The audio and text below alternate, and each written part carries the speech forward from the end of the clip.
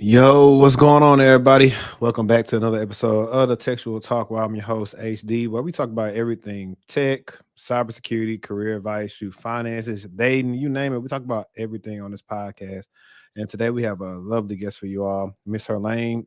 If you follow her on TikTok, you know her as Life in Her Lane, and she's always giving out dope advice, especially when it comes to getting into cybersecurity. So I'm about to bring her up real quick and let's get this thing started. But before, we get this thing started, make sure y'all hit that like button. And if y'all with me in the chat, please hit the one button and let me bring her in. Hello. Hey, how's it going? How's it going? Good morning or afternoon. Let me see if everybody can hear these. Could you hear them gunshots? I could. Hopefully they Okay. could. Okay, cool. They hit me with a one. All right, we're gonna get started because people got stuff to do today. All right. So we're gonna start this thing off like this. It's been a crazy last couple of weeks, especially to start off Mhm. 2023. So what are your thoughts right now on tech layoffs? Being a person that's been through the tech layoffs before, well, you really want mass tech layoffs is because a Mhm. company mismanaged. Kind of like what I see in most of the companies, and people are kind of cast the whole spell on tech as if like, oh, it's going down. So what's your thoughts on that? Well, first thing you want to look at the companies that are doing the layoffs. A lot of them had hyper growth after the pandemic, and so naturally, it's just the ebbs and flows when you have hyper growth due to people being at home. So they were utilizing a lot of the tools or the apps that they had that are getting underutilized now that we've kind of gone back to how things were originally. So those companies had massive growth and then they hired a lot of people on, and now they're not meeting the same valuation numbers. So they're going to have to cut costs somewhere, and it happens. It always kind of happens in tech where you'll see that if you look at cycles throughout history. It's just kind of the ebb and flow of things. So when I joined tech, it was in 2009. It was right after the whole 2008 recession. So you saw a lot of layoffs happening, but after that, you also saw a lot of innovation and a lot of jobs and positions that came from the recession and from the layoffs. So I don't want to say it's a good thing, but looking on the positive side of things, I think we'll see a trend in people getting hired and getting positions and a lot more innovation for like the next decade. Yeah, I agree too. I think it's overhiring. I'm waiting to see the data on who actually was mostly impacted. Like I've seen probably some people that were like cybersecurity may be affected, but mostly they weren't. And it's not Mhm. necessarily because it's recession proof, because if a company's doing bad, anybody can get laid off. It's Absolutely. just more so, I believe after 2020, well, when 2020 happened, they saw that no matter what, we need these guys. So our company gonna go, down Mhm. faster than a boat with the anchor on it or a hole in it, whatever you want to say. I couldn't think of a good analogy, but I think they realized that because we saw that with some of the major players, companies that became big names in the last 3 years, just based off of offering cybersecurity solutions for companies, especially when it comes to remote work. Mhm. So that's pretty cool. We might get back into those questions a little bit later, but for our listeners, or future listeners, watchers, right now, um, who is Helene? Tell us about her story. Yeah, so my name is Huralain Mohamed. I'm 29 years old and I currently live in Washington, D.C. And right now I am a countermeasures engineer working at the Pentagon. But I originally started my career almost 14 years ago now. I started as an IT intern when I was 15, turning 16. And I did that through Texas, the Texas Veterans Commission. They had a summer youth program. And it actually, believe, starts at ages 14 to 24 is where they allow people. So definitely underutilized resource that I'd say everybody look into your local workforce commission and see what type of programs they have where they can get you a job in those fields. So I did that. I started off 15, turning 16, and I was an IT intern through the Texas Veterans Commission. And then I joined the Army when I was 17 because I actually graduated high school early at 16. And I was a 25 Bravo IT specialist in the Army. So it actually worked out because my recruiter at the time told me that I scored really high on the ASVAB. And he was like, hey, maybe you should look into doing Intel or IT because my mom was pushing me to be 68 whiskey, which is medical. She wanted me to be a doctor.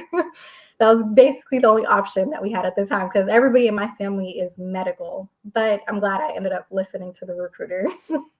Went on and I was a 25 Bravo IT specialist in the Army, did that for 6 years. And then I got out and I joined the civilian world. I was still relatively really young when I got out in my early 20s. And so I didn't really know which path I wanted to go down. I went to school and was pursuing pre-med at first. I did biology with an undergrad in chemistry.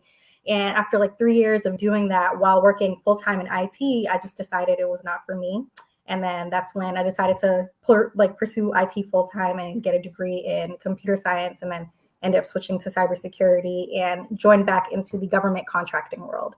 So I got out of civilian tech and went into contracting about 4 years ago. And ever since then, I've just been doing contracts at different bases. I was in AFSOC base, I was in New Mexico, and now I'm here in DC. Gunshots for that. I quickly, when you said you brought up the military, I kind of want to ask you about that because I run into working with a lot of veterans. I have friends that are veterans, and they are trying to. Some of them are trying to transition out and get into tech. So, being that one of the things that the military has over anybody else is benefits for paying for school and paying you to go to school, free schooling, you name it. What's a good timetable for them if they're trying to transition out? How many months should they plan ahead to transition out and either get them a government, tech role, or, a civil, like you said, a private tech role when they're trying to transition out? How long does that process typically take? So the transition process, usually people start a year to 6 months out, but I really think you should start the moment and the day you join the military. Because there's a lot of resources that are just underutilized because people don't really know about it. We don't get guidance like that, especially if you don't have good leadership. So you don't know things that are available to you. There's whole coding boot camps that are 4 or 5 months long that you can do that are free for military personnel, regardless of your active duty or reserves. You can get put for an alternate work location and be there 4 or 5 months getting those resources and learning coding. There's also a lot of ways to cross collaborate, I want to say, between different organizations. So if it's a career that you want to work in, you don't have to wait until you're up 6 months out and go do SkillBridge in order to transition and try to get a company to hire you out, especially for people who aren't in IT roles that are in the military, because they still have clearances that is really valuable in the IT world and in cybersecurity. If you're going to go into the government side of things, or even non-government, public and private sector, having a clearance is very valuable. So regardless of what you do, there are ways that you can transition into an IT role as long as you have a clearance, or even if you're just prior military. I would say start the day that you get in. Cool. So give us I guess a brief rundown of you're pretty much, we'll say, I'm gonna just say 15-year tech vet at this point. Give us a rundown, I guess, of the career progression, just with titles alone. About how many years have you been just strictly cyber? So I've been kind of all over the place, so the IT side in the military house is just IT specialist was the name that they gave us. But when you go to the school, so you have to get your networking, servers, and security. They teach you all three for IT specialists. It's a little bit more generalized in the Army, whereas Air Force or Marines, they have more specialization. So I was an IT specialist. I did security in the military, mainly vulnerability management or risk management framework, RMF type of ATO packages, things like that, along with doing networking, network administration, along with some system administration, server, along with PC tech work.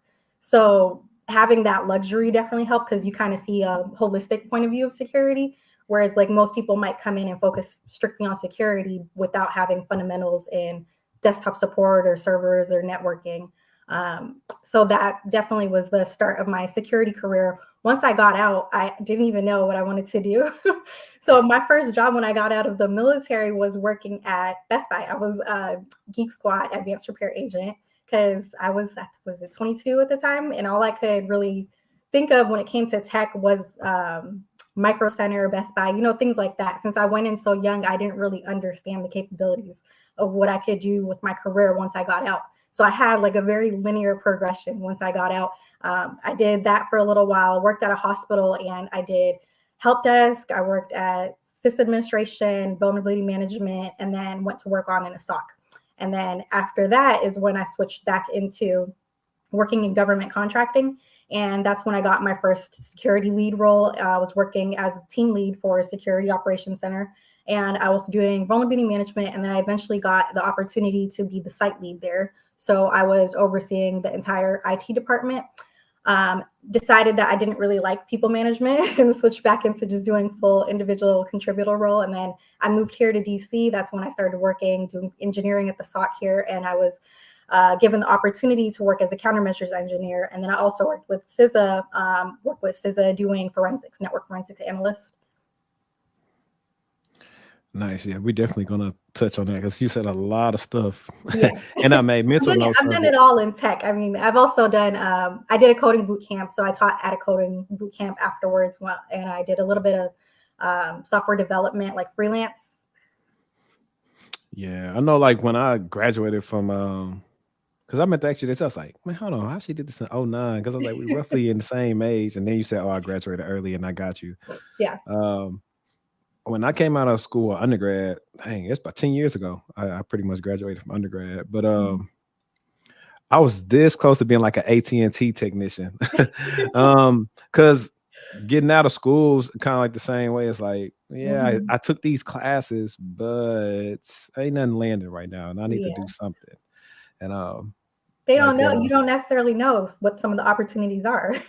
yeah, and that's the whole thing. Is like why I say like school needs to be revamped in a sense. It's like, hey, Mhm. now granted, some of the professors we had, like even like my boss that I worked with, I was like a student IT tech assistant in the College of Business. Now my boss that pretty much designed the whole network for the College of Business and Mhm. all the smart tech that the professors use and all that stuff, he actually had like tech positions before he worked for the college. And some of the professors did too, but it wasn't the same as somebody that was currently like actually working and Mhm. coming in there to tell the kids what they need to know, which is why I like what I did on that presentation the other day, is because I didn't have somebody that was currently in the field to come in and tell me things that I needed to know. But like on last week's episode, like I said, I was this close to probably doing AT&T, but the recruiters from Apex reached out to me to do the TSA contractor help desk. And that's how I got my clearance. And my clearance actually is not active, but it's about to expire. Um, but that's dope. I want to talk about two things real quick before we get into the countermeasure stuff. Mhm. I have people sometimes that reach out to me about RMF, and like I haven't did a lot of the government security type of stuff, right? So I know RMF is like one of those big things, especially when it comes to like compliance, Mhm. right? Could you explain to us like what is RMF and kind of like what it's used for, and what type of roles typically would like have to know about RMF? Yeah. So main roles that you'll see with RMF is like ISSO, ISSE, which is Information System Security Operator, Engineer, Administrator. With those roles, a lot of it is just more so policy based. They're creating the policies that you see that we have to abide by within cybersecurity. Half the time is just like ATO packages that are being submitted through EMAS, which is a system that they use to do those. And a lot of it is just getting accreditations and policies. It's more so the like unsexy side of cybersecurity, but very much so needed. I think it's a great field that anybody that works in cyber specifically should have some sort of experience with for their career. Dope, dope. All right, and then now we're gonna get into, because you're speaking my language, what you said, Mhm. like you started doing like some SOC work. So you were working in the SOC in the government, right? Yes. How is that? Because like I said, on the outside looking in, when I did like help desk for TSA, I remember the environment being like very locked down. So I figured like security's job was fairly not easy in a sense. It's like it's easy to do, but more so Mhm. like whenever something does happen, it happens. But for the most part, it's a lot of boring days because they don't really allow the end users to do much on the network. So how is that? Because I think this is the first time nah, Rev was on here, but I don't think we really dove deep into like working like a SOC belt for the government. How is that? Mhm. It depends. Like you have your slow days, then you have some that are really fast paced. It kind of is different because we're securing systems that have to deal with national security. So things that you might see on the news or current events that are happening affect us a lot different than it would just working in a normal SOC. So those are times where it's critical mission operations that are going on where you have to be really high alert because you'll see like an uptrend in the number of attacks that are happening. So it's fun, I'll say. You get to see a lot and it's really fun. It's very fast paced, but then again, there are times where it can be slower. It's a lot of great learning opportunity though. You'll see different things that you wouldn't normally see in a SOC. And I know you can't say much about that. Yeah. Without going but into too much detail, but yeah. did you guys use like current tooling in your SOC, or was it I'll put it like this. This is a better question. And you're in the SOC, what tools did you work with as far as like Q Radar? Did you work with like Q Radar, ArcSight? Yeah, worked with both of them. Also Elk Stack, Splunk as a SIM. We use all the tools that you would normally see. And then we have some internal tools that we use that were developed specifically for the government as well. Got you. Yeah, I don't. Well, Q Radar is cool, but then once it starts messing up with handling the logs, is why I don't like Q Radar. And ArcSight is just very archaic. I've used it like briefly, and it's not that good. Yeah, we actually just transitioned away from ArcSight, so built out their Elk Stack environment, and we also use Splunk very heavily. Yeah, I've used Elk very briefly, but it seems cool, especially since it's open source. Yeah. And then the last question is, how was that transition from being like, I guess, a regular analyst, and then you went into being like a lead there? Like, what does that shift look like for you? Because I know for me, I had started to distance myself away from some of my teammates, not in a bad way, because like when we started, everybody started at the same level, and then we had like group chats and stuff like that. But I was like, if they're gonna take me serious, then I can't play with them all the time. So I need to come on this chat, so they can kind of know, like, no, I'm not over you in a sense, but like when I reach out to you, it's for a reason. And so I had to kind of establish that. And it took a while for them to kind of take to it, but eventually they was like, oh, okay, I get it now. But how was that for you?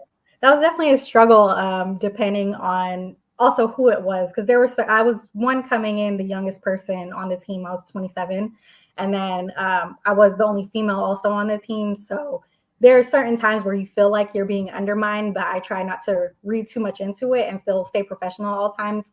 And then also the people who you were friends with, I guess you could say, like your coworkers that you're friends with, it was kind of difficult to start creating boundaries and establishing, like, having that authoritative figure, I guess you could say, because then I had to start putting people on PIP plans. I ended up having to fire people. What? It was just like, it was awkward at first, but I think once I got my footing, I kind of got used to it. But overall, it was just like not the easiest transition into it. But it was also my first time leading a team of that caliber. So I was working just with my SOC team originally, and then I was over the entire IT department. So networking, cyber, PC tech, so desktop support, systems engineering, project management. So it was the people who were in the teams that I didn't work directly with were a lot easier to manage. And they just came with that certain level of respect that you get from military people too. Yeah, definitely. And that's good, cool. I know, like, in the private sector, it's a little bit different, especially with women. They really have to assert a lot of more masculine features to try to get respect, and a lot of times it still doesn't work. I really just say, I'll just keep it like, cut the BS for Black women. That's what I've seen that they had to do. My manager in my last SOC, she was a white woman. And I always talk about Ashley. Matter of fact, I need to get Ashley on here just because Ashley is like the manager that pushed me right here. Well, she's not even a manager anymore. She's actually a director at Optiv now. But I think when she came in, she just came in and really helped fix a lot of the different things, and did good, like especially for the client size. Now for us, her team, she never had no issues out of me. Some of the guys, they do this thing where I'm like, I think women do this because innately they aren't as stern as men. Like when it comes to me and my girl with the little girls, with our babies, I'm the one that's like, hey, no, stop, don't give her that. Her mom's gonna give in and give her the stuff. So that's why she's gonna go to her and get it. Same things that happen, like if it was something that the guys need to do and they kind of wasn't doing it, I was like, they wouldn't.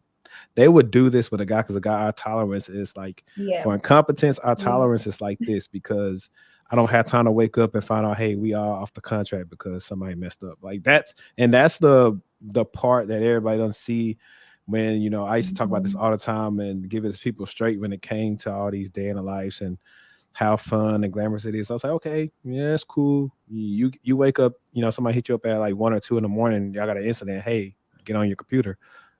Oh, I And hate yeah, it. That's one of the reasons I didn't leave in people management in general was because talk I about was it. like on vacation and so they were calling me on vacation, just ruining my entire vacation. I was just like, yeah, when I get back, I'm just not going to do this anymore. It's like you don't understand how much you have to be available outside of work. I like where I can just go to work, get my work done, and just come home. Yeah, let's talk about that. Like, Mhm. I don't like people management either. At least right now, I don't. But Yeah. it's not probably for the same. It's probably not for the same reasons. For me, it's because for the last year, yeah, last year I was doing more non-technical positions. Hmm. And if people want to actually know about how I feel about that in full, you can join the Patreon because I actually have 2 exclusive videos on there right now where I'm talking about like what I like my Q4 and what I'm currently going to do in my career. Hmm. But interviewing after a year of being in like non-technical roles was not hard, but in some roles it was hard because I was missing some of the depth that I acquired. Yeah. Yeah. I So definitely use it or lose it sometimes.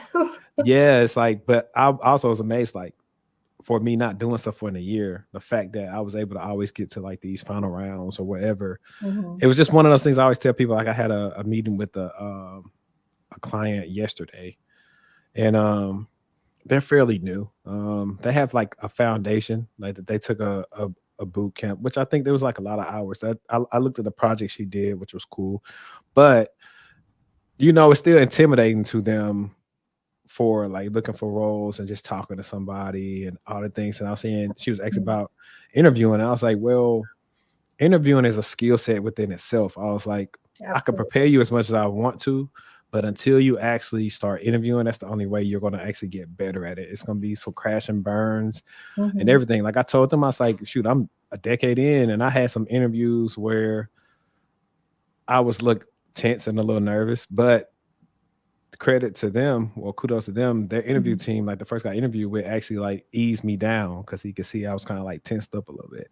And that's because I just wanted to. And one, it was, of course, it was the company name, number one, but number two, what I was going to be doing in that role was like super cool. So I kind of was like anxious, like, man, I want to really do this because I'm tired of doing what I do every day. I think we all get Um, that. yeah, and so I always try to tell that to like new people for the simple fact that like, hey, just because you're new, don't mean that we don't get nervous. So if we Mhm. get nervous, it's okay to be nervous. So that's definitely that. But I do like talking to people, but it is hard getting people sometimes to do what they need to do, especially if they BS. And if like, especially, and this is why I always prefer like a person that's possibly my manager has did what Mhm. I've did as a IC, right? Because you Absolutely. can't BS me once I know, hey, I know how long it takes to do that. Like, why are you playing with me? Now, if I never did it, I don't know. You could just BS me as long as you want to. No, some of the best leaders I had were prior technical experience. So it's the best people who kind of come in with like they get hired into those positions because they might have a master's degree or MBA or whatever else. You see a difference in the leadership style, and it ends up affecting the overall morale of the team too in the long run. Definitely, definitely. I've seen that a lot. I was like, yeah, you probably just got promoted because you've been here for a long time. I mean, you're a Mhm. nice guy, but when it comes to showing us stuff, you know, like I said, I had like, well, one of my videos is unlisted, but I talked about one of these other companies I work for where documentation was atrocious. And this is a very well known company. And I always tell people that now too. It's like, man, I think I tweeted this a long time ago saying like a lot of company security infrastructure is running on bubble gum and tape. I was like, y'all be Oh, that's surprised what happens behind the scenes. Like everybody is fooling everybody. Like you get Mhm. somewhere and you're like, hold on, y'all made me interview hard just to come here and see like y'all don't know what y'all doing. Yeah, you see that often, especially that's one of the biggest misconceptions in security too, where you just think that all of these big name companies or even national companies are secure, and they're really not.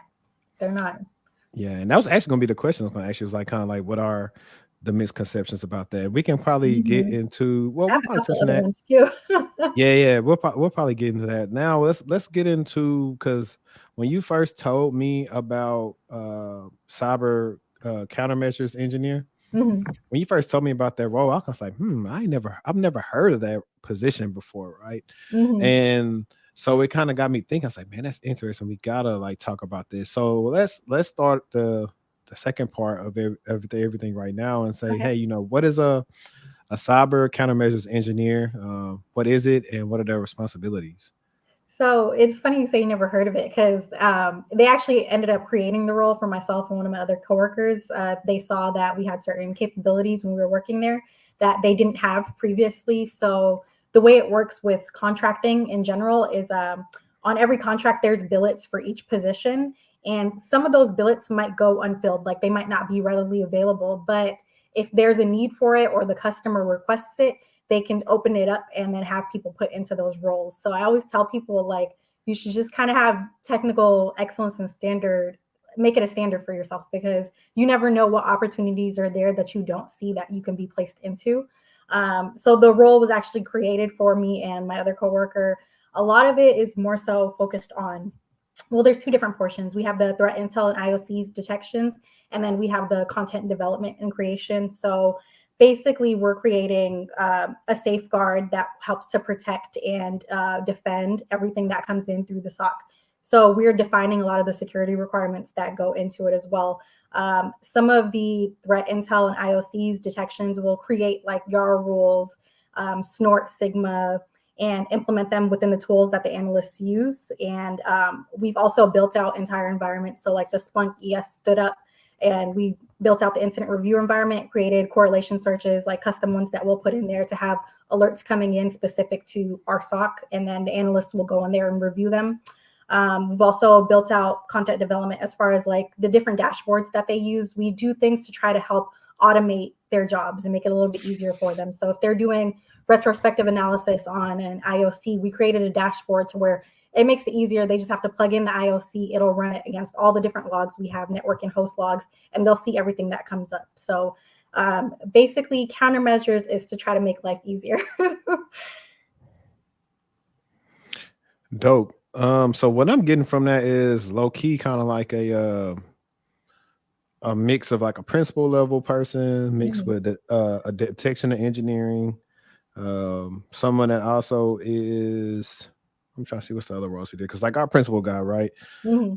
When I worked for Optus and on our client, he was the guy that pretty much stood up Splunk, stood up Phantom, eventually came back and stood up Cortex. Mhm. Um, he also is the person that did all the playbooks, made the correlation searches, Mhm. dashboard. So that's what to me it sounds like that, like pretty much like a It is. different role. It's really a cooler name than just saying, Yeah. oh, like this is a It's all principal of level that, or and a then BE guy. also on top of the threat intel portion, because we also have to gather some of the data for Hmm. the IOCs that we're implementing.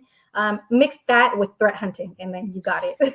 Yeah, and then that's what I was going to touch on too. Is like that Mhm. threat intelligence, and that I'll also say when you said design and architecture, I throw threat modeling in there too. Then, Yeah. Yep. and I It's think like a mixed I've been bag. telling everybody for a while, like threat modeling is probably like I'll say detection and engineering, cyber threat intel, and threat modeling are going to be some of like the bigger positions coming up in the Mhm. future because now everybody's realizing, hey, we need to separate these duties and let teams focus on just this. And Absolutely. that could be something you could niche into. But I know Absolutely. for threat intel, I always ask people, okay, hey, do you enjoy writing? And I was like, yeah, I guess. And I was like, because I was like, if you do, you need to know how to write because that's a skill. It's a skill set in any role, right? Coming Mhm. in and just knowing how to make documentation make sense and not make it overcomplicated is a skill in Mhm. itself. And A lot of that's people one of underestimate how much writing there is in every portion of cyber in general. right. And the thing is the fact too is when you start off somewhere new, that's like one of the easiest things you can do because you're reviewing everything. You got all these different questions. You're finding out all Mhm. the gaps in processes and and procedures, gaps in documentation that's not there, onboarding documents. So you actually, if you play your cards right, you can accomplish some things like in your first 90 days and just make sure you write Absolutely. them down. Absolutely. Everything you do at work, please write it down, review it. I forgot, I think a recruiter said this, but it's also like true, like every month, try to do something, write it down. So when it comes to that review time, you got all these things you did. Should have no Mhm. problem probably getting your promotion or your raise. Or if you're trying to make a case that, hey, I'll be good in this role, like show all the things you did. Try to find out the problem areas that they have. No, you're absolutely right about that. I've actually just got promoted off the fact that I had great documentation, and then was able to help people.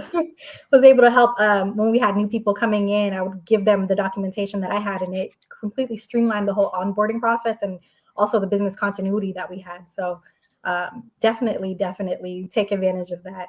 Right. Yeah. Somebody in the chat just said Chat GPT can help with documentation. In a sense, yeah, Mhm. but you have to be careful because everything that you put in there possibly should not be in Chat GPT. Yeah, So it's one of those things absolutely right. where you don't want to put company proprietary information in Chat GPT.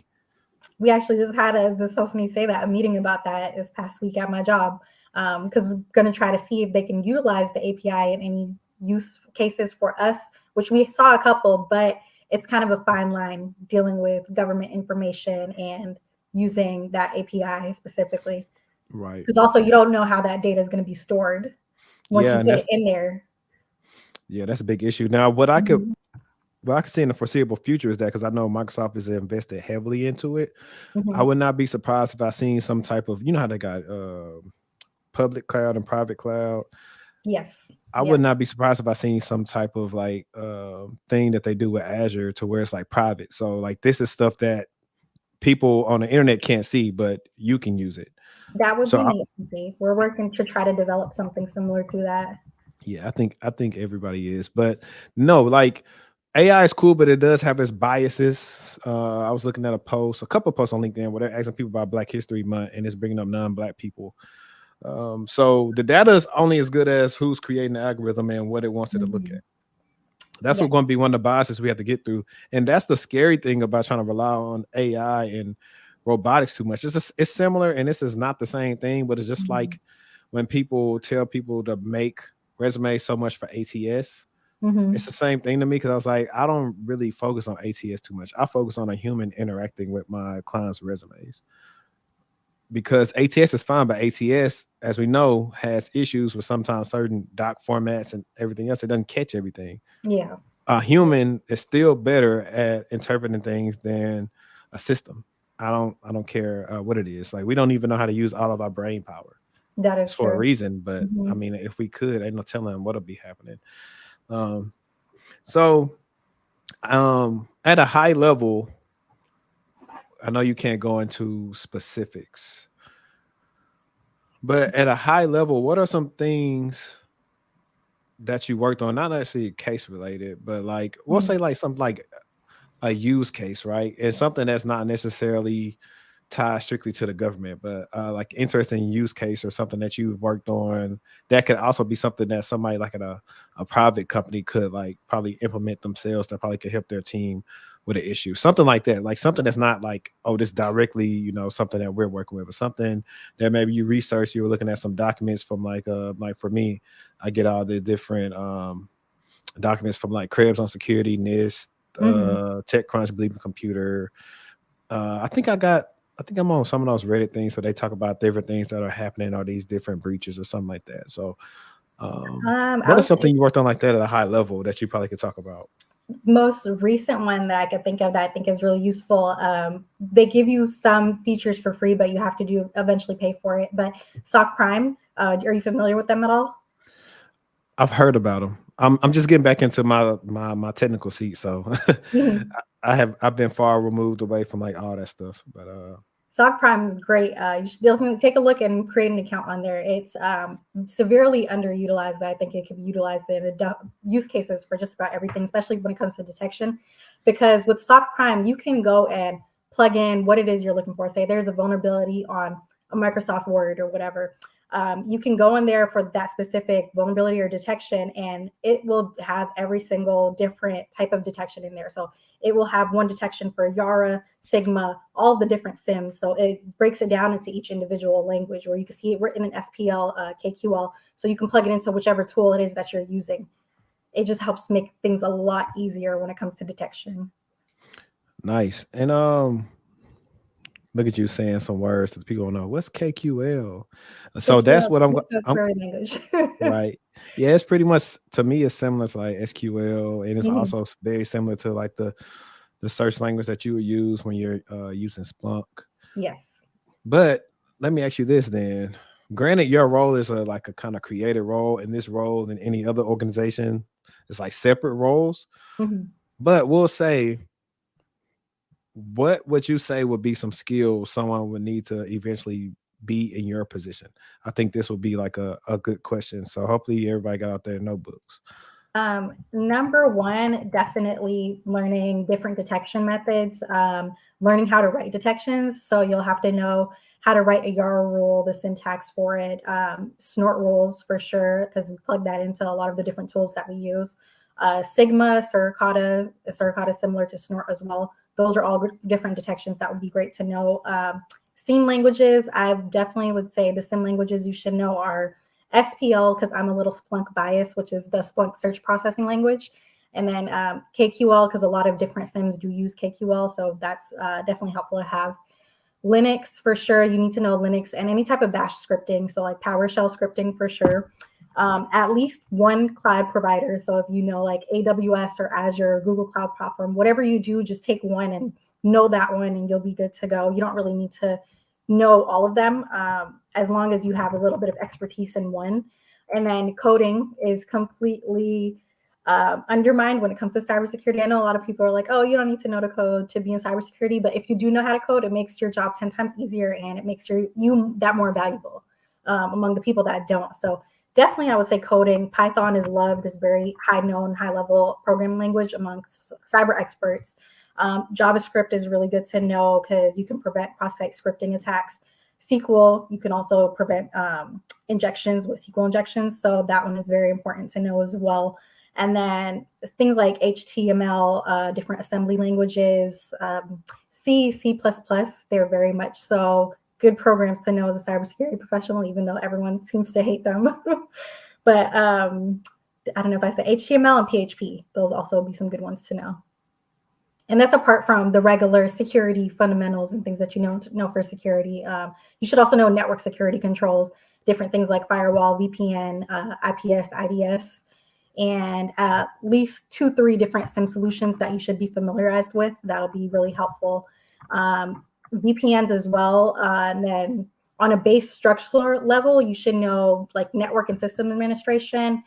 Networking, I really say, I feel like you should know it at a high level. Like, networking is the one thing that I tell everybody in cybersecurity, just learn networking inside and out. As long as you have a strong fundamental in networking, you will be able to excel as a security personnel. So definitely go all in on your knowledge when it comes to anything networking related. And then operating systems and virtual machines and how they work, that'll be definitely beneficial also. Man, let me give you some more. Sensational. Let me give you some more of that for that breakdown, because I'm coming back on screen in a second. I'm just looking for some crap. All right, cool. Mhm. But that's cool. I'm glad that you said that those are a lot of skills. And typically what I've been saying, and people gonna hear me say this every day, how you figure out these skills is you go research job descriptions, and they're going to have the skills on there. You have a lot of e-learning platforms and kind of introduce you to them, and then you could take it further and start to implement them in projects or buy even other courses on them to practice the skill set. A lot of people, I think their biggest issue has been like on the experience part, and I always try to say, talk to some people in the field, find out like what would be like some meaningful projects you can do on your own that could speak to you being able to handle the day-to-day things that you'll work on in that role. And I also tell people like, hey, start your Medium blog or something like this. Start documenting your journey and documenting the skills you're learning, because not only is it going to help you remember, it's going to reinforce what you know. And when it comes to an interview, you'll be able to speak to that skill set. So you gave us the technical skills. what, and we all know this, like tech skills is just one part of like Yes. transition your career. But what would be like some non-technical like soft skills that someone need to also take those next steps to get those bigger paying roles? Number one is a troubleshooting skills, and that's kind of a difficult one because it also does build off of your experience and your guidance of who you have, that who you learn from. Because for me personally, my troubleshooting skills when I was starting out, so what I would do is build that in different ways. Once you join a team, when you're starting with a team, you kind of want to align yourself with three different types of people. So first one is always whoever the smartest person in the team is. So if you see somebody that everybody's always going to for questions, align yourself with that person and begin to write down the way that they troubleshoot things, and just kind of look and ask them questions. Why did you do this instead of that? That's one way that's really easy to build your troubleshooting skills, is learning from how other people troubleshoot, because you can get creative with troubleshooting too. That's number one for sure. Number two in tech would definitely have to just be people skills, talking skills, and being a personable person is underrated because some people are really awkward. Every team you go on, there's like one or two people who are very smart technical wise, but everybody on the team hates working with them because the people skills portion is missing. So if you have the technical ability on top of the people skills and you can talk to people easily, you're already a step ahead of everybody else. And then another one that is another underrated skill is being able to conceptualize things in an easier way. So you're going to have to talk to stakeholders, C-level execs. You're going to, for us military executives that we have to speak to, generals and higher ups, you're going to have to be able to explain it for people that are technical. And it's kind of difficult if you think they know what you're talking about, but they don't. One way that you can help build on that skill, like I said, three people you should align yourself with. One is the most technical person. Two is all the new people coming into your SOC. So if there's a new person that comes onto the job, you at this point should have, baseline understanding of everything, and you have everything that you've worked on. Teach it to that person, and that'll help reassure that you know what you're talking about. And it also makes it easier to talk to these executives and things like that, because teaching a person also helps to reassure yourself that you know what you're talking about. And they're coming in with zero knowledge. So you have to explain it to them in a way that helps them to get an understanding for it. That's also very much so a good soft skill to have. And then the third type of person is like somebody who is in power on the team, is the type of person you want to align yourself with. So they're the person who's going to be able to speak your name in the rooms where it matters to help you get into promotions or get onto different teams. They'll say, yeah, I can vouch for this person. So relationship building would be another skill that I say is great to have. Yeah, man. Like I said, you echo on everything that I say because that's kind of what I talked about. I'm trying to see that I bring. Yeah, I brought that up in my advancing your cybersecurity career LinkedIn learning course. I brought in some of those things about. I actually got reassurance that I really was doing a very good job when the client wanted me to come to Burbank to the quarterly, and they wanted to meet me like in person. That's how I knew. And all that happened because I did align myself. I do this at every job. I align myself with the principal guy, the guy that with the most experience that knows everything. So that's what happened. I started going through documentation. If I couldn't figure something out, then I would go to him. His name is John. I'm like, John, hey, I did all this, but I got right here. And he'll start up a quick Zoom session, and I'll learn. And then I want to ask him that same question again because I've learned from it. And I kept on doing that in different ways. But the fact that I would just come out and ask, and I'm doing my due diligence, led for John to start vouching for me as well, to where he started telling people, hey, reach out to him. He knows the stuff. And that's important that you said that, because the due diligence portion, because there's a right way and a wrong way to go about it, right? Because you don't want to make that person feel like you're not even trying and you're just coming to them for every single answer for something that you get stuck on. It's a way where you can break it down, say, hey, I tried this, everything that you said to do, and it's still not working. And now I'm coming to you. Yep, definitely. And then that started giving me, so I started doing like I started doing like our stuff on our end, and I started having like meetings with the client when it came to like content rules or what was going to work on, or me being a person that works with my team, knowing, hey, I don't like this rule and it's going to end up, biting us in the butt, which I did sound an alarm on that before. I might tell you a joke, but I never tell you a lie. I did that at that job, and some months in, they end up having an incident. But I mean, it is what it is. But this is one of the more interesting questions that people always want to know this when it comes to these interviews. And you don't have to be specific, right? Mhm. You can give me a range from like the last four couple of years of your career, but what would be like, I don't know, I guess it's hard because like your role exists, but I don't know how prominent it is to actually have this like something that somebody can look up for. Mhm. But what would be well, granted, and you're in the DC area, I guess it would depend, but what would be like decent salaries for your role, right? Mhm. Um, I know that's gonna be a hard Similar one to a to security ask or engineer, answer. I can give you an exact answer for military and government contracting wise. Okay. Outside of contracting, there's still countermeasures. It just has a different title, Okay. where you can expect to see a salary range upwards, definitely upwards of 100.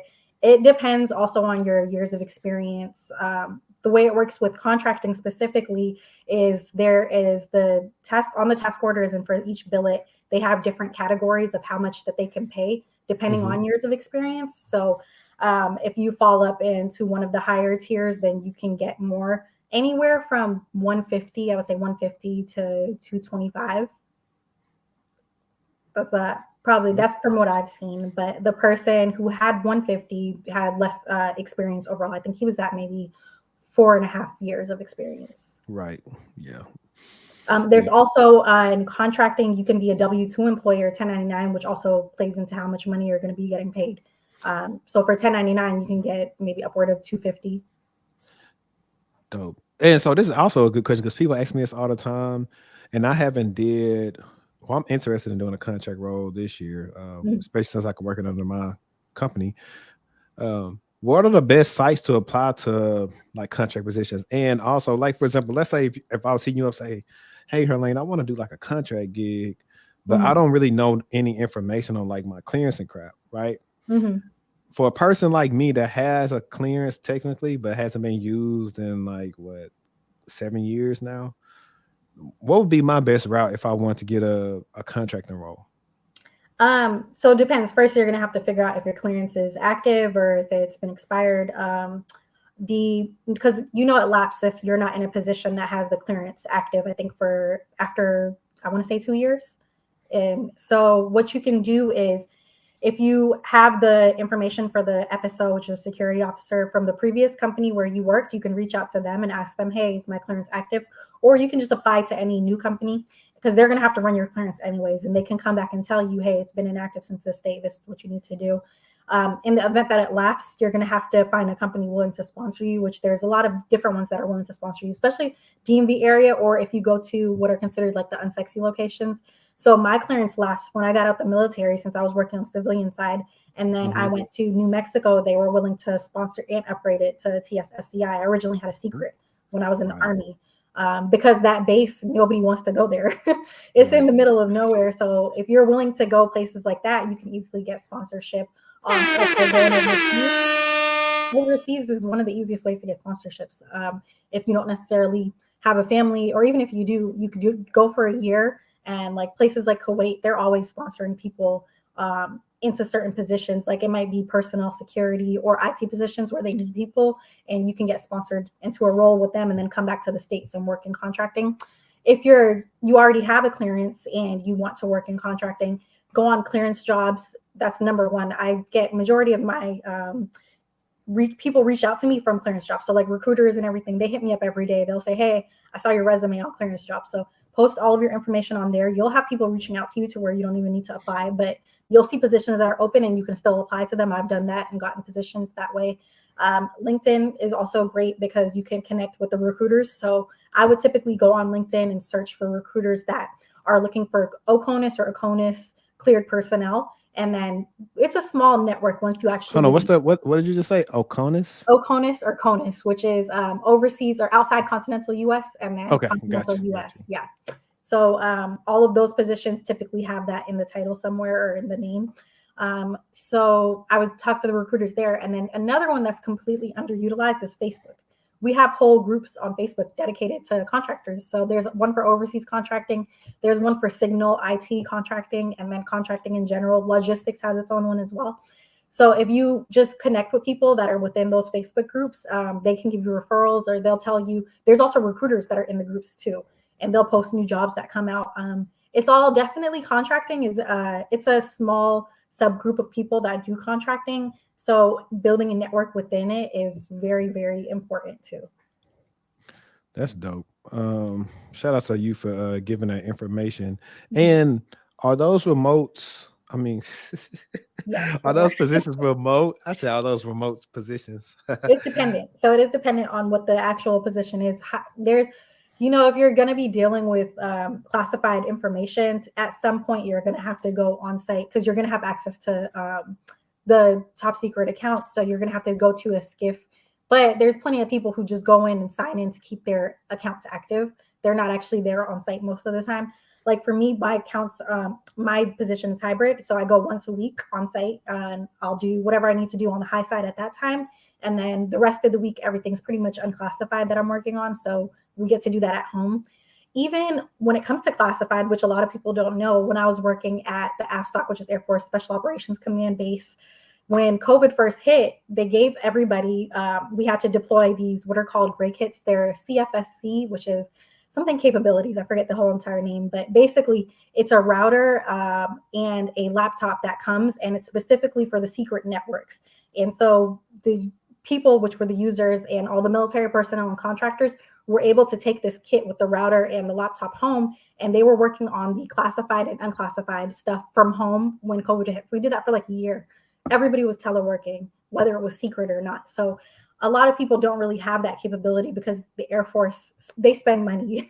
They're willing to invest in that type of technology. You won't necessarily see that in the DMV area. I haven't really seen any people that let you take the classified networks home. But if you work with the Air Force Base, I will say more so or more likely to have that type of capability. And then also cloud.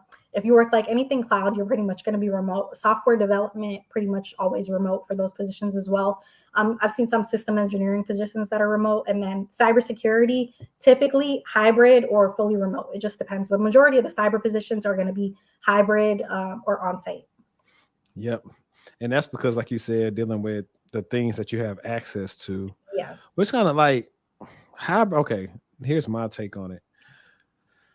I don't mind hybrid if it's something that I want to come to the office and do. If it's something I know I don't need to be there to do, and add in if my team isn't there, why am I there? Mm-hmm. That's like big for me. And the fact that, a lot of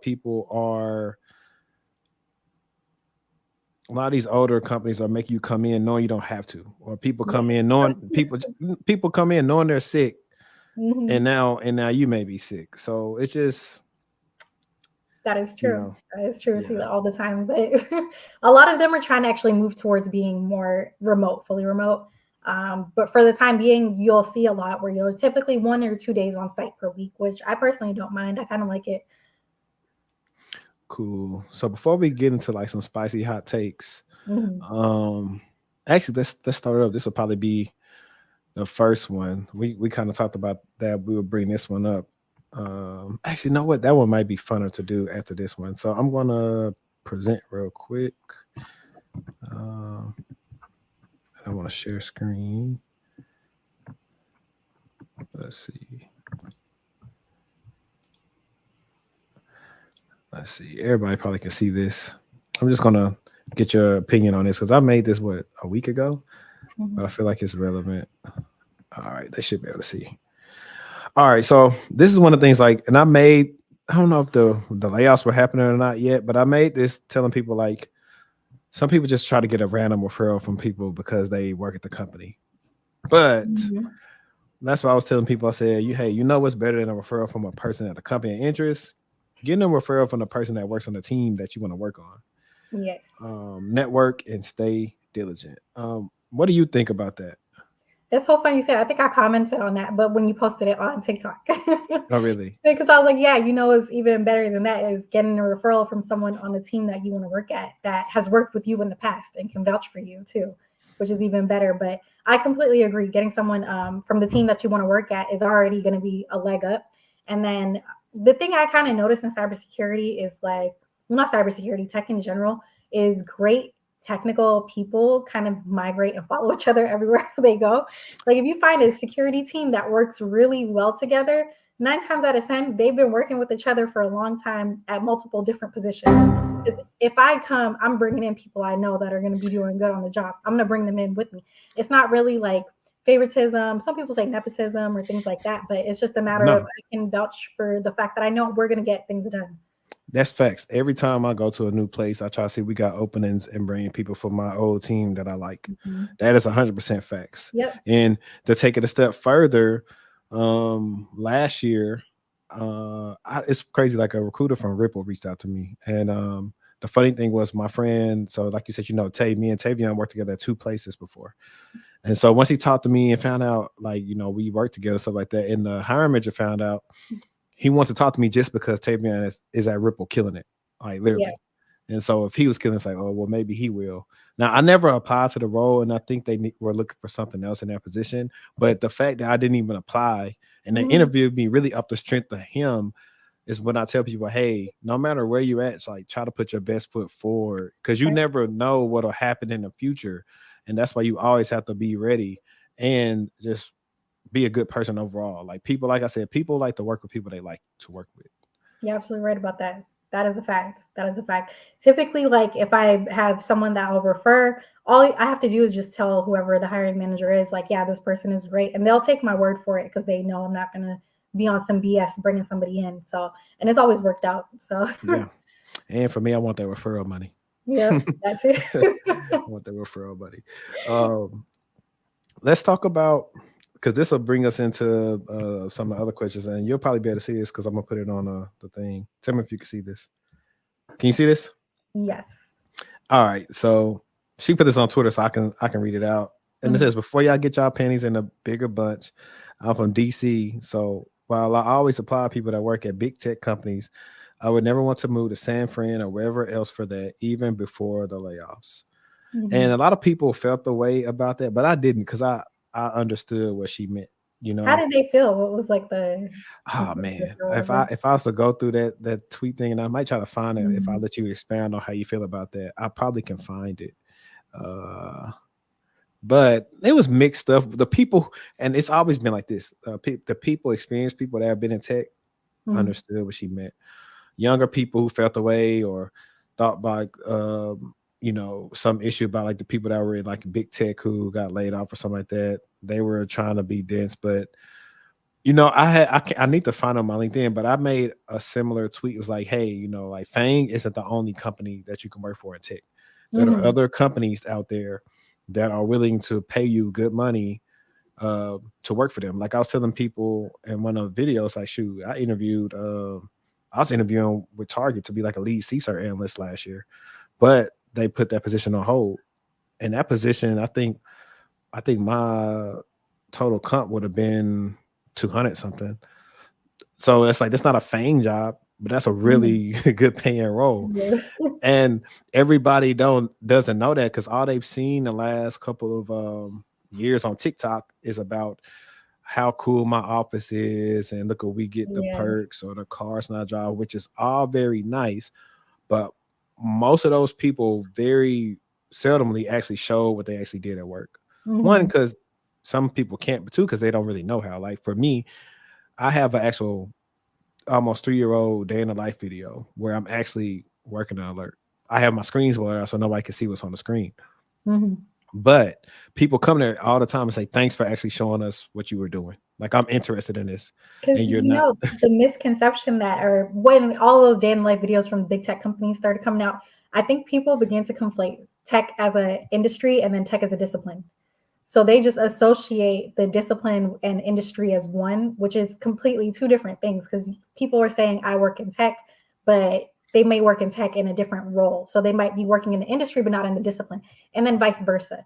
So that's kind of where that misunderstanding comes from, and where people only associate big tech as the industry and the discipline where you can work. So yeah, there's definitely government industry in general is amazing.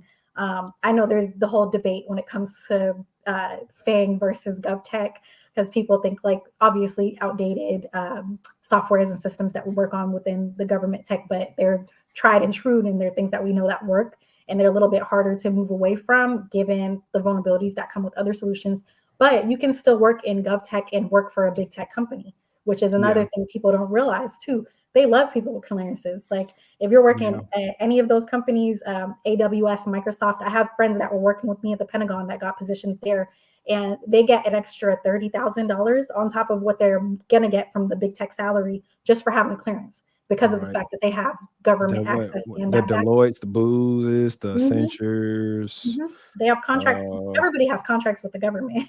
Yeah. And so it goes hand in hand. So it's the debate. I always think it's so funny whenever I see that whole debate, but I can understand what she's saying, and I agree. I've worked in startup positions. I've also worked on the government side of the thing, and seeing how it is. There's a difference in leadership that you're going to deal with. There's a difference in the overall work culture that you're going to deal with, and there's a difference in the microaggressions that you're going to deal with as like especially a Black woman. You'll see a difference in how you're treated in the government versus how you're treated at maybe a FANG company or a startup, because they're very big on the tech bro culture in places like that where it doesn't really fly when it comes to the government. Yeah, definitely. I'd agree with that. And I think one of the things too we got to get into is like, and me and Eric will always talk about these discussions about, we have mixed um feelings about like tech in general.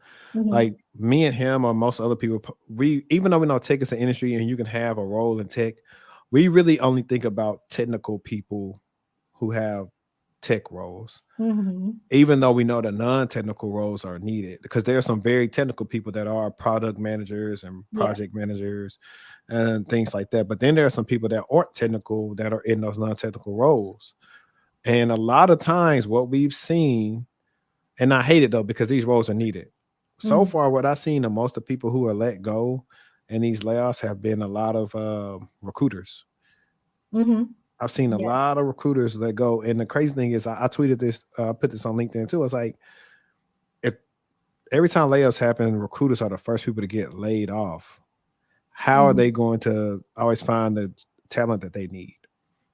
That's a good question, honestly, because it sets people back too. If you look at, I think it was TrueUp.io, and then layoffs.fyi, they Mhm. give you some of the statistics behind the layoffs that's been happening over the past quarter. And there's a discrepancy in You said, the, let's find it. Let's kind of go through that. you You bring it said, up. Okay, yeah, you can share your screen. What is it? TrueUp.io, I think is the is one it I was, true up or you want to go to layoffs.fyi? you can pull them both up. Okay, let's do it. Let's make this thing interactive.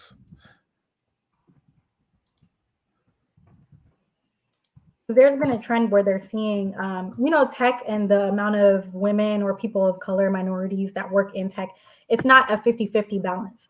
But with At the all. layoffs, you're seeing more so of a 50-50 balance of men and women and things like that, which is it's going to set us back as a whole in the industry, because we were fighting to try to get people in these positions that aren't normally in them, because they come from communities where there's no emphasis placed on technical knowledge. How do you how you spell true up? True, TRUE up, up.io. And it's a real time tracker on there. It should be.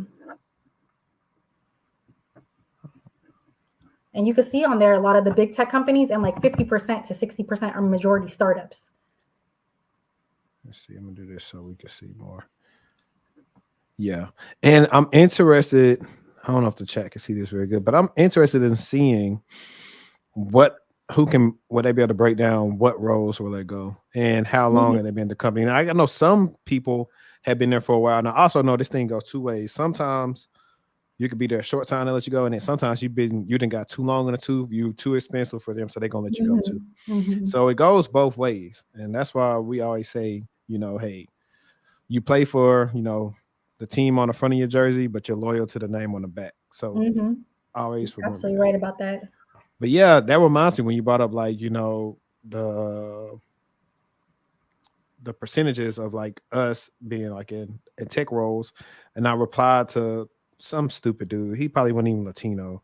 He Mhm. didn't even have his picture up because I don't even really go back and forth with people with no picture. But I decided to address that for anybody else that had those questions because I had stitched the video where the guy was talking about how like black people can be effective in cybersecurity, and then I was talking about that was one of the reasons why I created that advanced your cybersecurity career, and I was Mhm. saying how a lot of times you're the only person that look like you're on a team sometimes, so you don't even Yeah. have somebody to look up to help you get to that next level. Mhm. And that person came on there saying, "Oh, I did." I was like, "Bro, whatever." And the funny thing is, people all sometimes come at me in a way as if I'm not accomplished or like I'm always talking about myself. I always talk about the majority, not Mhm. anecdotal. Because yeah, I could be the very same way and say, "Oh, you ain't working hard enough, you ain't doing this and that," which some people are not doing that, and that's why they're not successful because they don't know what they're doing. Mhm. But majority, um, in that article that I wrote, one of the biggest things I said, the issue of why it's not a lot of black people even pursuing things like in tech, especially if you want to go as nuanced as cybersecurity or you want to go into cloud, networking, databases, you name it, is exposure.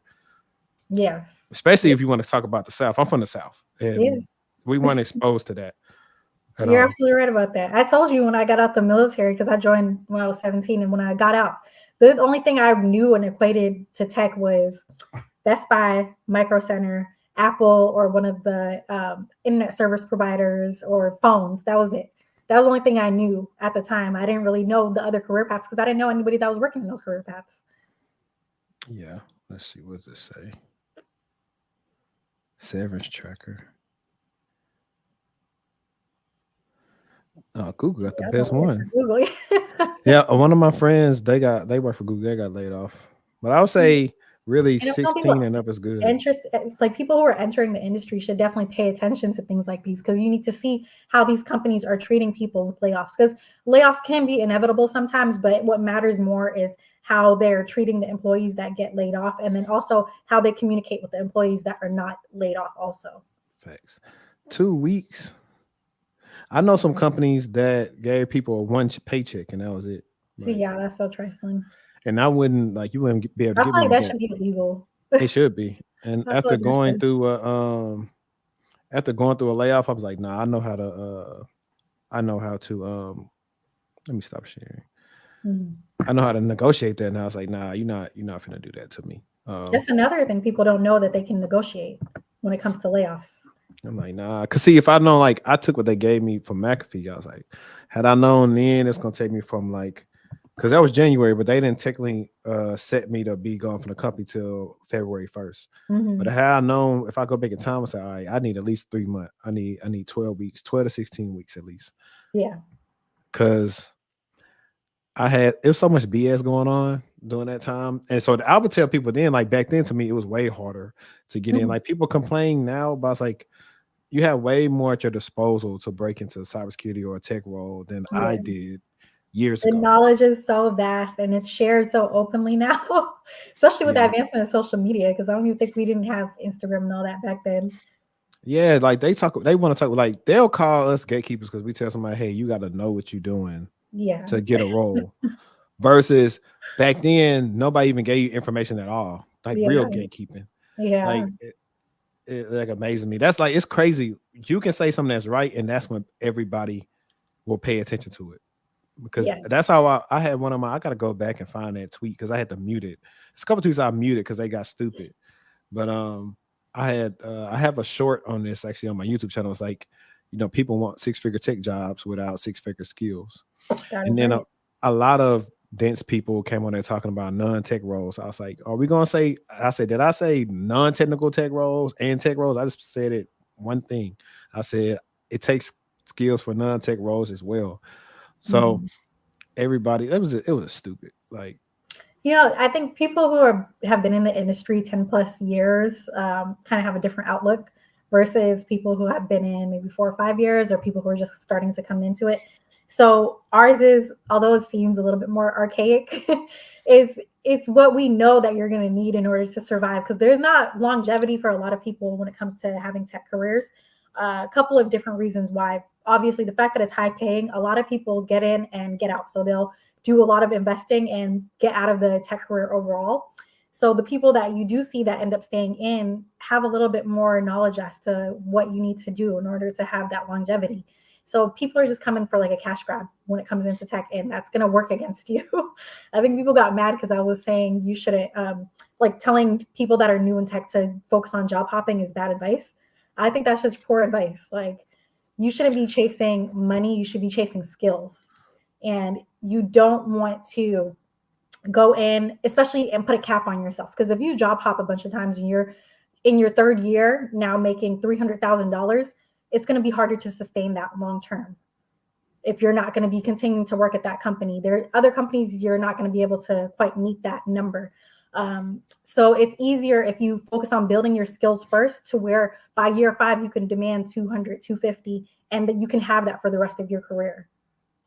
Yeah. Well, I agree, but then I have a little bit of a difference of opinion. I've told people I don't care about job hopping. I think, yeah, if you're trying to get your money, cool. I was like, however, make sure you are job hopping Strategically.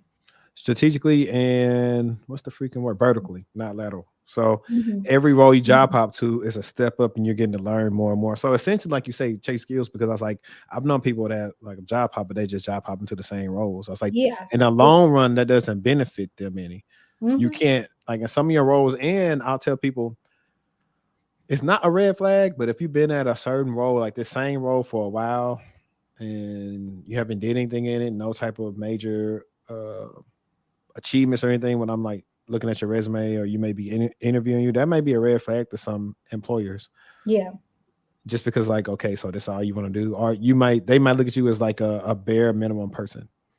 So you got to keep that in mind. You got to try to do some stuff while you're working. If not, then you will not be able to get that role. Like, the fact that now, and I ease up away from this, but that the fact that I got like SOC lead, like in my headline thing on LinkedIn, I get hit up for those type of roles like all the time. Hey, we got a lead position, or we got this like that. But they also do it because then they see that, and then they go look at my experience and like, okay, boom, we can talk to these people. And another gem that I always talk about is like, whatever industry you're in, if you get experience in that industry, you can stay there. Like, I've been in finance like the last year and a half. So finance companies reach out to me all the time because like, oh, he's already been here. So it's actually like, he's just a marketable candidate, especially the 2 names he's worked with.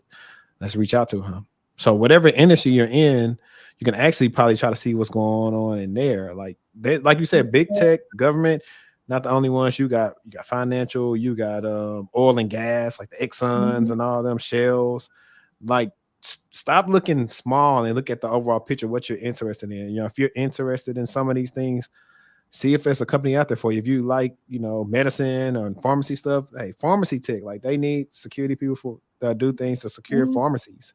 CVS hiring people all the time. Home Depot. All these companies have cybersecurity jobs. I'm telling you, and they have, most of them, they got their salaries on there. They got their range. They pay well. Coca-Cola, Pepsi has like a headquarters out here. Toyota has a freaking, I'm going to go like one of my, y'all that's watching, one of the things I'm going to start trying to do is more vlog content, but it's going to be in a way that I can kind of show you like the different type of offices that are around here. Maybe that I can show people, and it's like, look, this is Toyota's massive freaking Plano office. If they let me like record, it's like dope. It's cool over here. And I'm going to try to do this thing. I actually reached out to my friend that's a realtor for people that's interested in moving to Dallas, Fort Worth. We go through different apartments and locations and kind of record it. And we talk about, it's like, these are some places you can stay at if you want to move and have a job out here, work remotely, or go to the office. So it's a little bit of diversifying my content, about to get a workout. I'm looking forward to seeing it. Yeah. But you're absolutely right about that. Working in the different industries is completely underrated, and also having different skills. Like, I get hit up for all types of different positions because I've worked in the healthcare field. I've also worked in oil and gas at Shell. I've worked in fintech working on the trade floor at Shell. And then I get hit up still for positions like software engineering, which I haven't even done any type of software development in probably like 2-3 years. But to this day, they still hit me up for those positions. And I get hit up for positions with the healthcare field all the time to work on like epic engineering. And I have not done that, but maybe like well over 8 years. Yeah, my friend, she does some type of epic security. And that's going to be something else too, is like healthcare is a big one. Oh, yeah. I report all the time. Well, I read the reports all the time where, like, threat actors and ransomware gangs are attacking like Mhm.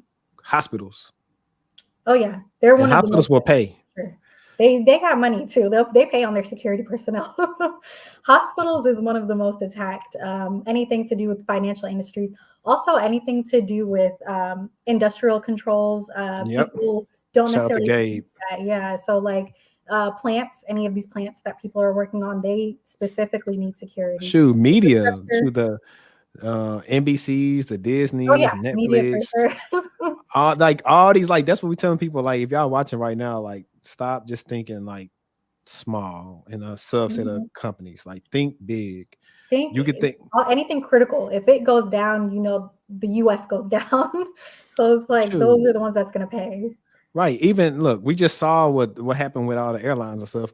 Please believe me, I know for a fact they're gonna up the pay for Mhm. what was the Southwest and them were grounded, or Yeah, everybody was grounded, they can fly. everybody was grounded. So it was the FAA grounded everybody, but Southwest also had an issue where their systems went down, and then everybody's flight got delayed or canceled, and their Yeah. bags were lost. It was Southwest shut down, I think was the Yeah. So hashtag. they're definitely gonna like up the ante on some money on that. I mean, shoot, even something like I brought up Target earlier. Shoot, you walk in Walmart, Walmart got tech rolls. Yes. It's like I'm telling y'all, man, y'all really is. And also tell people too, like I was telling them in that presentation, like it's okay to do a stepping stone role. A lot of people trying to hit the Mhm, home run in the beginning, mhm. but I'm like, I try to tell people take what you can get, you know, Absolutely. based on standards of people want to be like. I'll tell people sometimes I love the clients that came to me sometimes like, listen, I know that I may have to take a pay cut in the beginning just Mhm. to get my foot in the door, but I'll do that because I know in a year or two I can make that up and then more.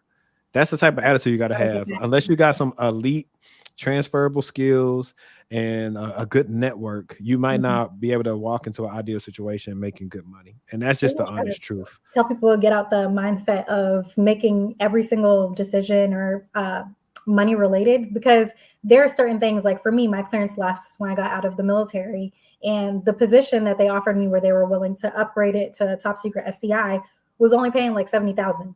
And at the time I'm Damn. making six figures, so I was just like, oh, do I want to take a pay cut for this? But if I knew that having the TS SCI would be worth it in the long run for what I wanted to do, so it's like, yeah, I'll be willing to do that. Stay down, build those skills, get whatever it is that you need, because it will propel you.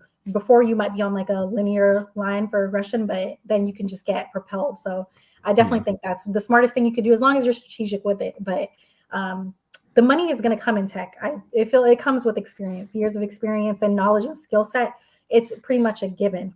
But make sure that you're chasing the positions and the projects that's going to give you what you need to get there. That's it. And yeah, like um also say like, as long as the price cut, if you still can pay your bills with it, cool. Yeah, Like that's why I tell people if you can't, you can't pay your bills with it, then don't take it. Try to figure something out or get that and try to get a side hustle or hmm, something. But you definitely like those projects are big. Like for me, I always talk about my resume hmm. about like, hey, how do I help our team like, integrate the stuff with some sort automation that we didn't have. So that's a big thing when companies interviewing you for like roles where they need automation in place and they know somebody who Yes. has some good use cases that they could, work on. That's big. Like if you can solve problems, you'll always be valuable. Another thing too, people undermine things like help desk because it's like, a help desk is also a part of cybersecurity. Like you're front line dealing with the users, helping them Mhm. create these passwords in Active Directory. You're educating them, so you're helping to uphold cybersecurity best practices. And it's just all a matter of also how you word it, because you can be in a help desk position and word it to be a security position as well. With the NICE framework, you're familiar with how they have the different lines within the NICE framework, where it's like oversee, govern, or operate, defend. Okay. They Yeah, have I normally do it. security. All of those fall within cybersecurity too.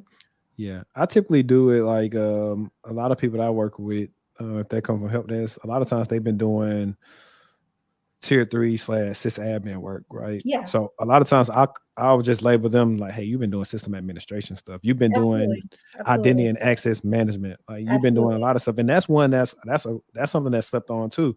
And we look at every breach we've seen recently, identity and access management has really been the reason why they got breached. Absolutely. 100%. And so, and that's the thing is like we just all you have to do is think about concepts and like common sense things when you Mhm. actually think about cybersecurity. A lot of people think it's like super hard and looking like it's you gotta be a rocket scientist, but when you really break it down and get into the minutia of the details, it's not. Like I yesterday talking to the client, uh, I was reading my SOC analyst questions that I have that's posted that's pinned to my LinkedIn, Mhm. and I was asking her, I say, okay, if you're interested in the SOC role, if you were asked this in an interview, like what would you say? And she kind of gave me a typical answer that like it's kind of like a safe answer. Oh, I would research, yada yada yada. But I was like, research what? I was like, let's ask some clarifying questions about like, hey, where is the login coming from? Was it successful? Mhm. Are we seeing other logins in the same time span from another area? It's like other different questions. And I was like, let's look at this like this.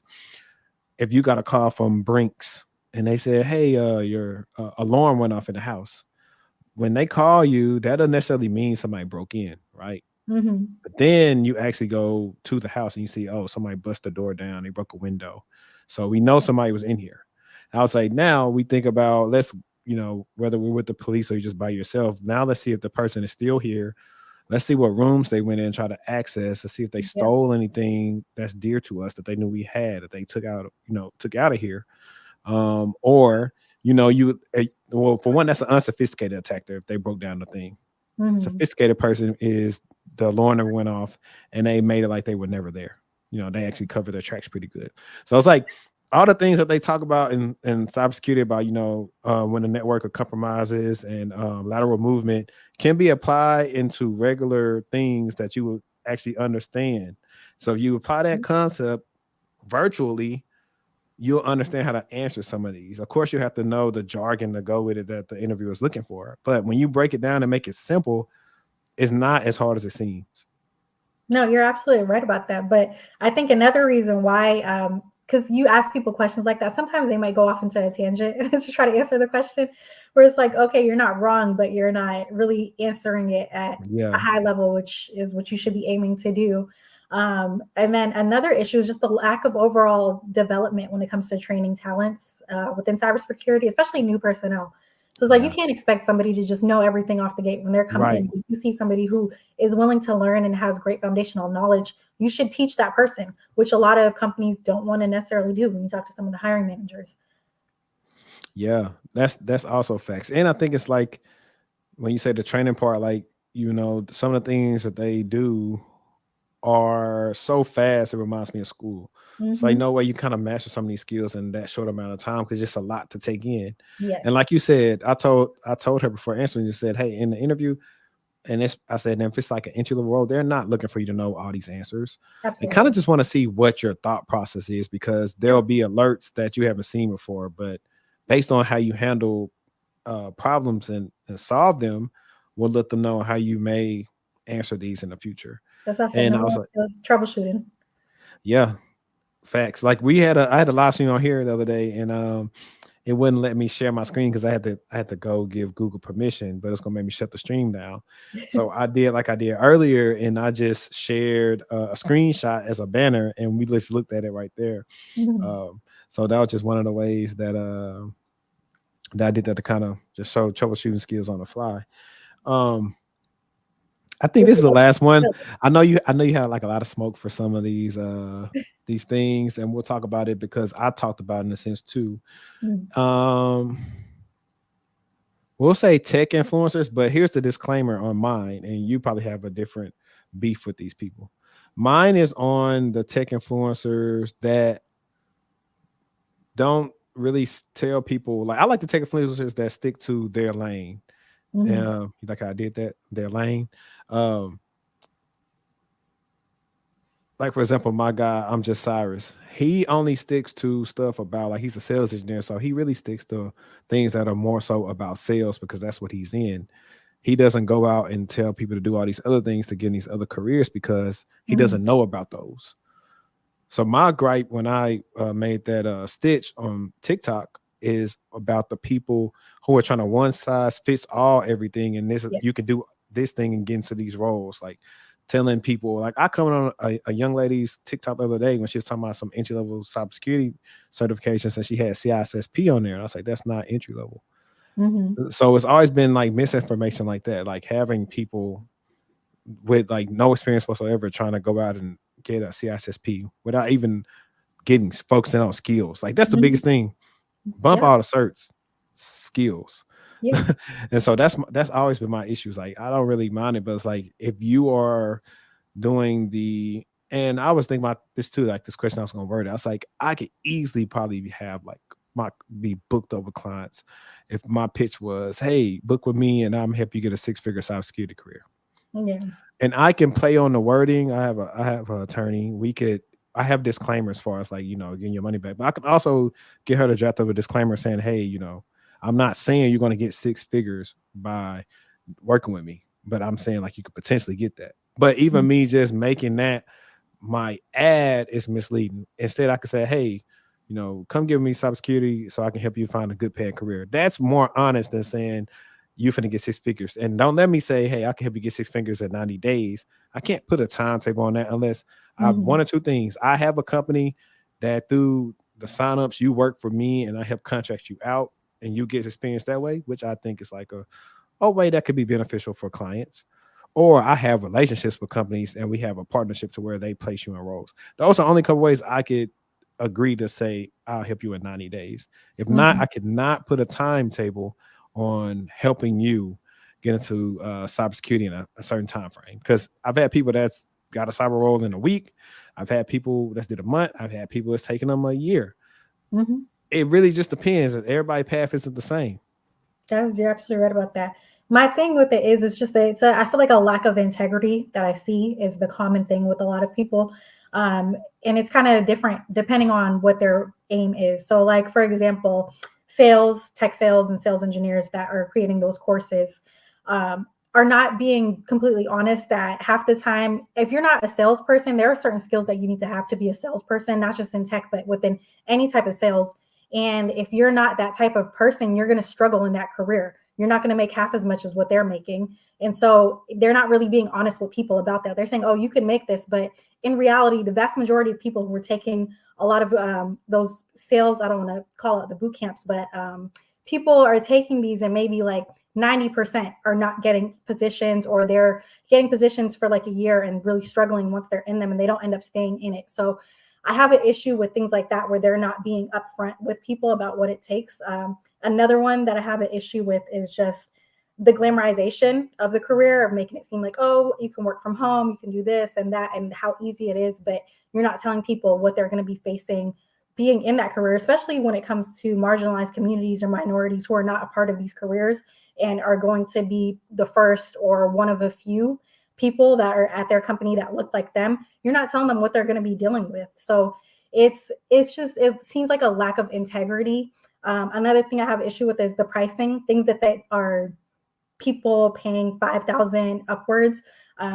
It's You're already having them come from a background where they're taking their last dollar to pay for said course or said consult call or whatever else, giving them generalized information that doesn't really do much for them, when you should be telling these people to get a degree, honestly, because I'm very pro getting a degree. I think that is, as long as you're smart about the way you go about getting your degree and have the least amount of debt possible, there's a lot of free resources. There's also free boot camps. So I honestly do not agree with it. I think it's a lot of unqualified people that are out here giving advice. And I think that it all stems down to a lack of integrity and just a quick cash grab. Feel you. Now, I have recently, now I'll say like right now, because I remember you said this, so that's what I want to talk to you about. Like, I have Mhm. recently start pushing for course careers because I'm an affiliate. Mhm. But so here's two things. So I do tell people, hey, if you do want to do sales, I tell them like tech sales is a career where it's an outlier where you could make more money Mhm. than other people. And I've seen people be successful from their course. Like I have real life people that I know, like I don't know if you're familiar with him, but his name is Antoine Wade at Black Heights. Mhm. He's been in sales. I think he started off in software engineering, but then he moved to tech sales. And he's doing a lot of big things. Like I actually know him, and he's vouched for it personally. Like when me and him talk, like outside of that. And then, like I was telling you, like I met Cyrus in person, and he was telling me about Mhm. like I actually use I think he either used careers or course careers, one or two back in the day, and actually helped him. And he's been doing stuff in his thing. And then they had some other things, like for example, I don't know if you're familiar with Josh Madakor.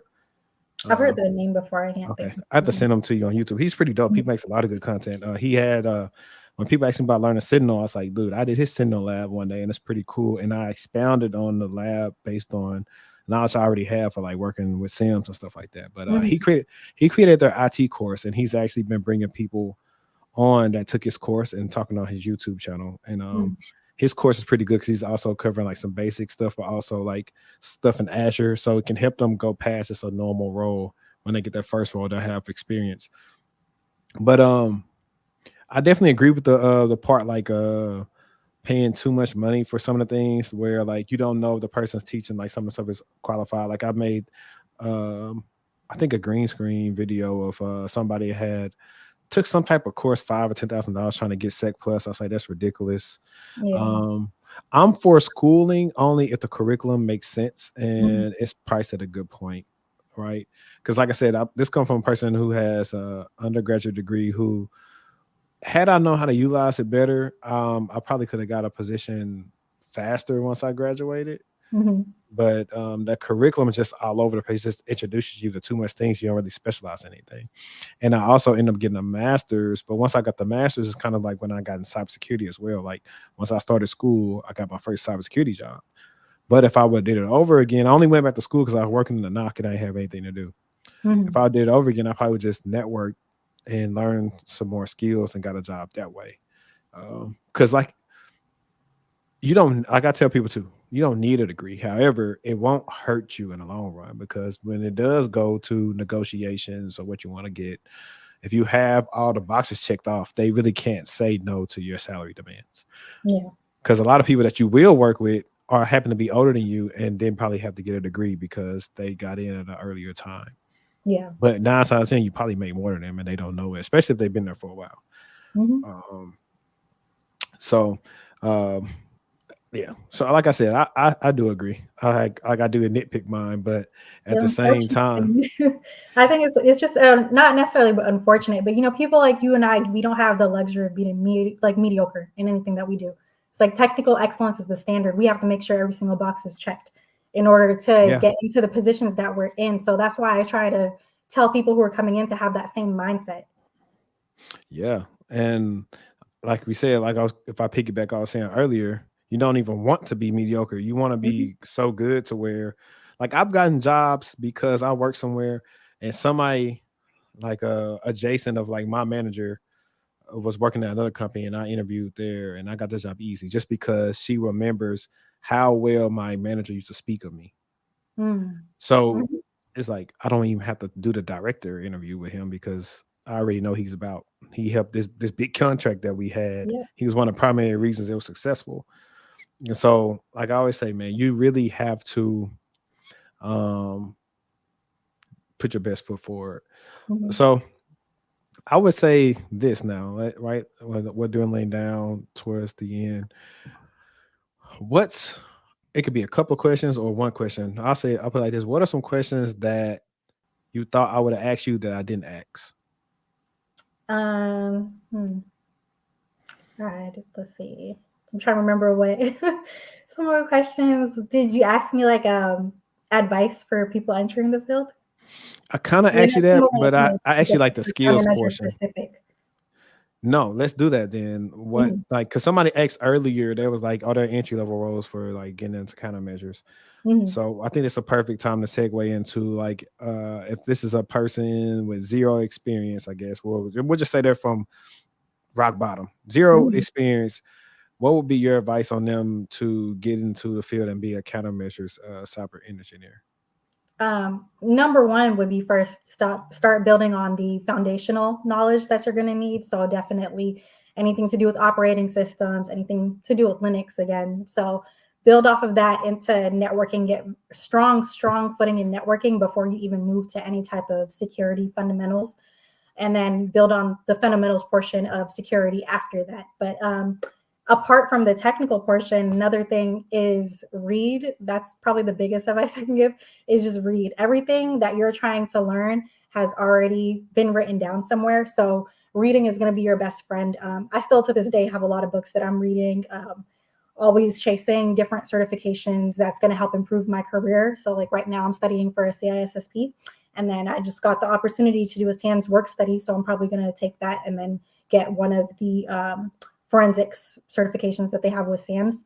But apart from technical and reading, I think that you need to also focus on overall knowledge of a holistic view when it comes to cybersecurity and tech in general. Read a lot about ethics, a lot about technology and race and discussions around that. I have a couple books that I can recommend for that. It would be like, let's see, Automating Inequality. This is a great one to read. Algorithms of Oppression. Everybody knows that one. Race After Technology. This one is a great read by Ruha Benjamin. I would definitely say read that one also. Viral Justice, also by Ruha, is great to read as well. And then Fatal Invention. That's another great one. Apart from those are more race centered. This is ethics for people who work in tech. I think everybody, it should be like a required reading for anybody in tech. And then you have AI ethics is another good one. Weapons of Mass Destruction is great. The political philosophy of AI and the misinformation age. And then the last one is statistical logic of the crisis of modern science. So this one is amazing to read because it'll help you learn a little bit more about algorithms and statistics and how you can work with that when you're building onto your career. So reading definitely, I think, is fundamental to being a well-rounded cybersecurity professional or just technical professional in general. And then the last portion I would say is do not be too hard on yourself to try to learn everything at once, because the technical understanding and portion is going to come over time. There were things that I didn't really understand until after like 12 years in. I may have like came across it when I was originally starting out my career, and I didn't have that aha moment until year 12 or 13 where I was dealing with something that brought that memory back. And then I finally understood that concept. So definitely just continue to build off of what you know.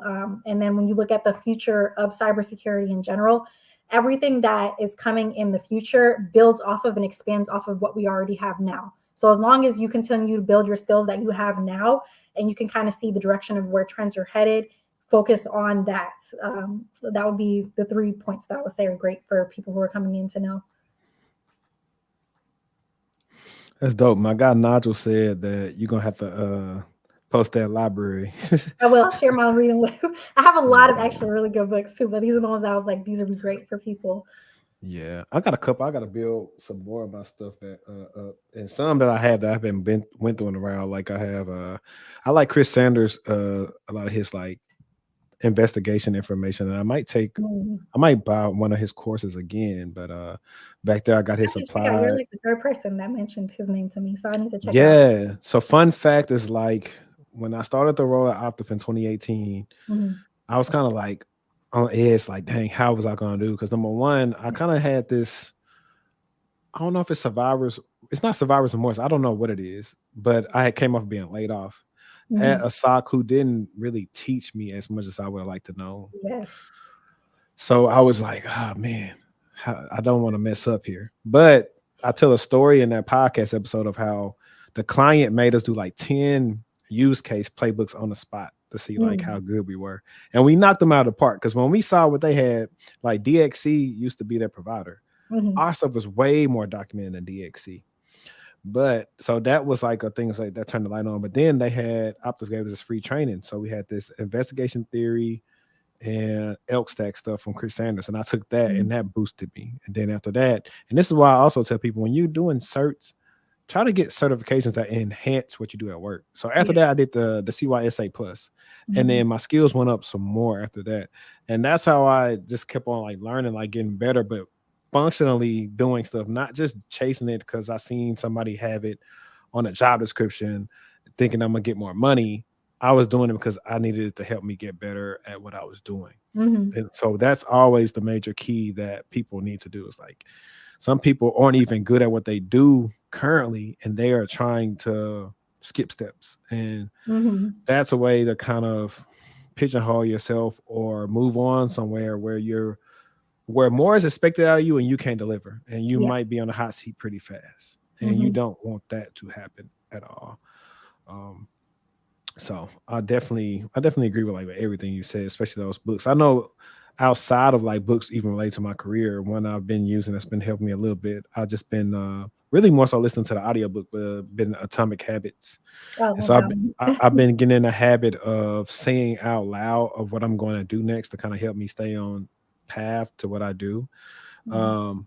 versus not saying it at all, getting sidetracked, especially because I think everybody in tech got like ADHD. I swear I do. Because like I got what them two screens back there, and actually more than that, but you can do so many different things all at once. Yes. The way that my mind thinks, like, hey, like sometimes when I'm doing something, I say I gotta just do this or I will not do it. It's like crazy. Um, so I Write definitely it down so you come back to it. yeah. So I That's have what I this do. little Yeah. so this thing right here. Let me see. It was cheap.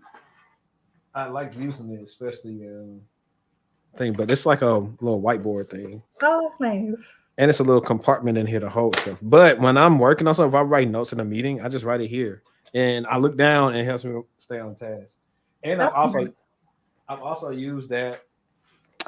Also used it in interviews too. So if they're like ask me a problem and I'm trying to work it out and I can't really think about it right here, I use that or notebook that I have. Hmm. I always let them know I got a notebook in the interview. I say, yeah, I can't prepare too. Because they say, oh, if you see me looking down, I'm just writing. And then I saw them and say, I'm just writing too. And they say, oh, okay. And then it's like, cool. I say, oh, he came prepared. So And um they love that. Hiring managers love that when they see someone who's prepared. Because I know we mhm. hired someone one time who he did not answer not one technical question right, but you could see is just his overall passion and how prepared he was. And so we'd ask him a question, he'd be flipping through trying to find the right answer. So it's like as long as I know you know how to look for it, that's what matters more. So Definitely. The same thing happened before I left. I did the okay on the guy mm, who wasn't the best at answering some of these technical things, but I was like, you know what? He was a brother. I said, I'm gonna give him a chance because people they do it for them. And mhm. he's turned out to be good there. So I was happy that, I helped sign off on that. And sometimes that's what it takes to an ally, just somebody to believe in you and say yes. Yes, you're absolutely right about that. I did learn my lesson one time though, because it's like you bring you want to give your people a chance, but it's like they might not come in and perform, and then it's like I went out on a limb for you, and it makes all of us look bad now because like why can't you just do Hmm. what you're supposed to do? That's I've had that happen to me before too, but Yeah. I still don't let it deter me, honestly. Yeah. I think another thing that hurt people in the pandemic too is like the faking people were having doing like interviewing for them. And then when they get on the job, it's not them. Yes. I was on, I think, paternity leave at the time, and they fired somebody for that because Hmm. he wasn't the same person they interviewed. We had to fire someone for that too as well. But it's so funny because I didn't even catch it. Like I wouldn't have been able to tell the difference. It was the manager that caught it, and he made him re-interview on the spot, and he couldn't answer any of the questions that he was able to answer during the interview. So that's how he was able to tell. But I was just like, that's how I learned that people were doing that. I really didn't even know that was a thing at first. Crazy. Let me see if we got any questions from quick.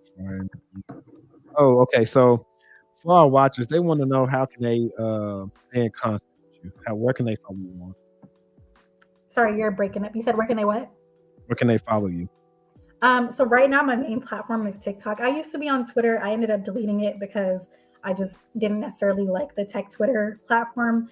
But I'm gonna be back on Instagram. It's the same handle as my TikTok. It's just Life in Huralain, which my name is Huralain. It makes it easier for people to know how to pronounce it. So you guys can follow my Instagram. I'm gonna start using that a lot more and TikTok, and then I'm also working on my blog, so I'll republish that. It'll be lifeinherlane.com. So you guys can stay in touch through the blog also.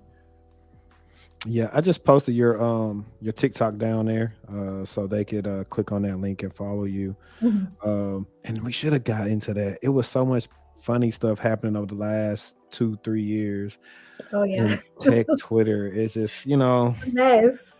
it's really caused a lot of people to kind of pull back from like some of the foolishness. Which It's I'm like we glad have that. careers, we have real lives. It's like I don't have time for drama, so I want to be engaged in things that are empowering people, teaching people, not what it became. But originally, it did have good intentions with the whole Black Tech Twitter, Black Tech pipeline. When Paris started it, is when I first joined it. I thought it was amazing to see everyone come together, but what it became after that was just not something I wanted to be a part of. I was like, I'd rather focus on my own professional development, my career, and the people around me. Right. Yeah. No, I think it was just it more so the influx of newer people that came in and kind of really made it bad. It's like I seen something. I'm not gonna lie. Like it's funny because I always this tweet is probably one of the top 10 tweets I ever seen on Twitter. And they was like, hey, you know how in school they had everybody in the regular classes, honor classes, and soul classes. They was like, see, the problem on Twitter is they got all of us in the same class, and Yes, some of y'all not supposed to be talking to us.